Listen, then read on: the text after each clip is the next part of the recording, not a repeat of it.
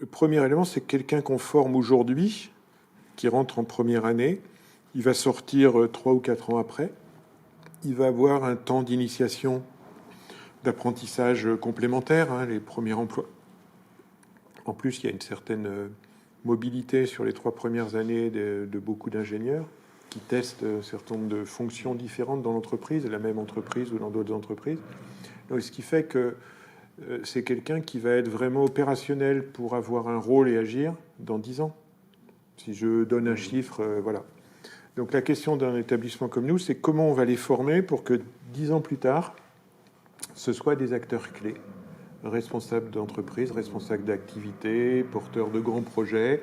Et quand je dis entreprise, je devrais être large en disant il peut être responsable d'ONG, comme il peut être responsable d'associations, de politiques publiques ou de politiques privées marchandes.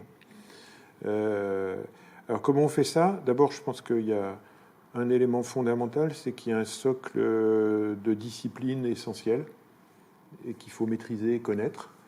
Et puis il faut une conformation d'esprit qui fait que face à un nouveau problème, on saura l'aborder en allant chercher les informations parce que le socle des bases est là et ensuite on sait assembler. Et assembler les connaissances, je pense que de ce point de vue-là, ce qu'on revendique en disant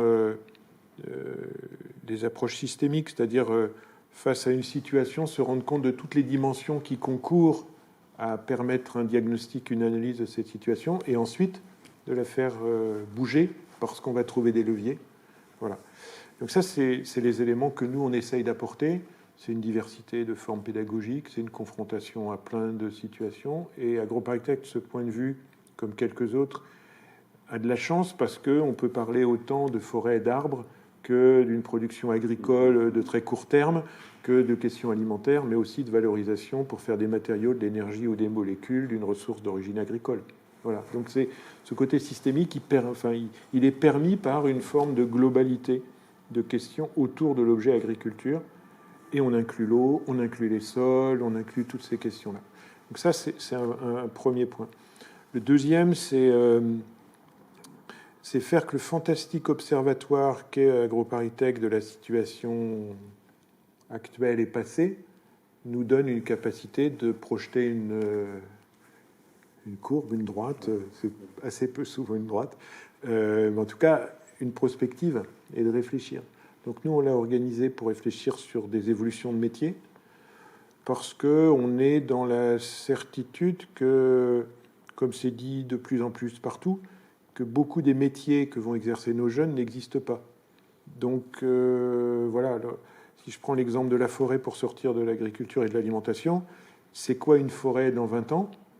Et quels sont les métiers qui vont s'exercer autour de la forêt? Il y a évidemment des métiers qui existent aujourd'hui.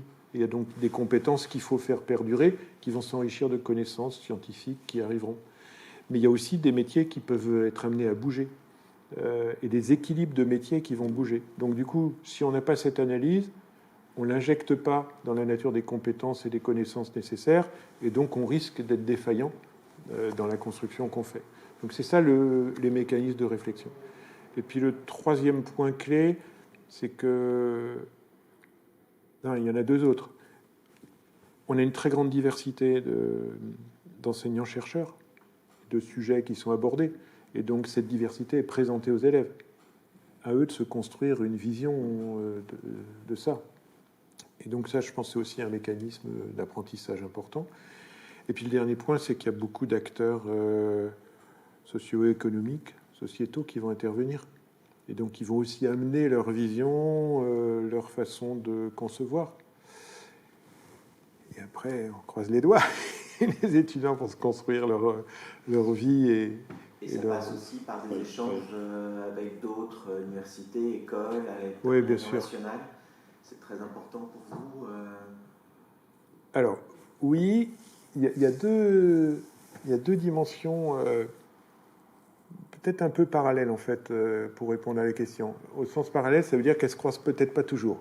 Il y en a une qui est clé, qui est facile, c'est que les enseignants sont enseignants-chercheurs pour 90% d'entre eux, et donc dans les enseignants-chercheurs, ils sont dans la construction scientifique, ils confrontent leur vision avec d'autres scientifiques, ils font la bibliographie, ils suivent ce qui se passe, ils vont dans des conférences internationales. Donc ils sont baignés en permanence dans toutes ces questions. Et forcément, pour quelqu'un qui est enseignant, qui aime bien son métier d'enseignant, quand il va dans un congrès à l'étranger, quand il va dans une université, il rencontre des collègues et on parle aussi de son métier d'enseignant. On capte ce qui est en train de bouger ailleurs, on l'observe, voilà. Donc ça, il y a une dimension significative qui est liée au fait que, plongé dans le monde scientifique, on regarde et on suit cette évolution. Puis il y en a une deuxième qui est plus, là, le métier de l'enseignant, des curriculums qui évoluent dans telle ou telle université, le nom d'un master qui va changer. Pourquoi ont-ils changé? Qu'est-ce que ça veut dire, ce changement? Qu'est-ce que ça signifie, soit pour les élèves, soit pour ceux qui le construisent? Des grandes organisations qui se mettent en place.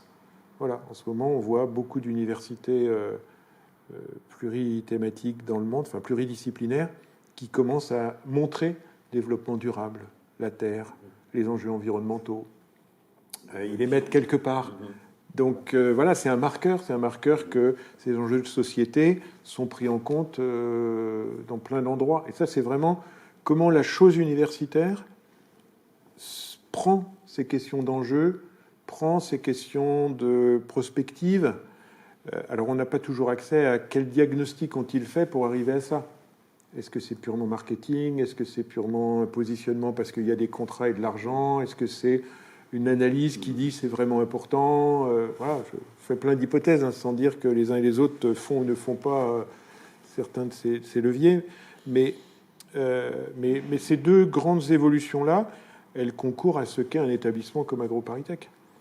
C'est la synthèse de tout ça en permanence. Finalement, si on fait bien notre boulot, on croise tout. Moi, j'aime bien avoir un chiffre en tête, c'est que en stage obligatoire et optionnel pour les élèves, on en a 2400 par an à l'échelle d'AgroParisTech. Ça veut dire 2400 situations d'observation de ce qui est en train de bouger dans le monde. Merci, c'est un grand sujet. Merci beaucoup pour votre contribution. De rien.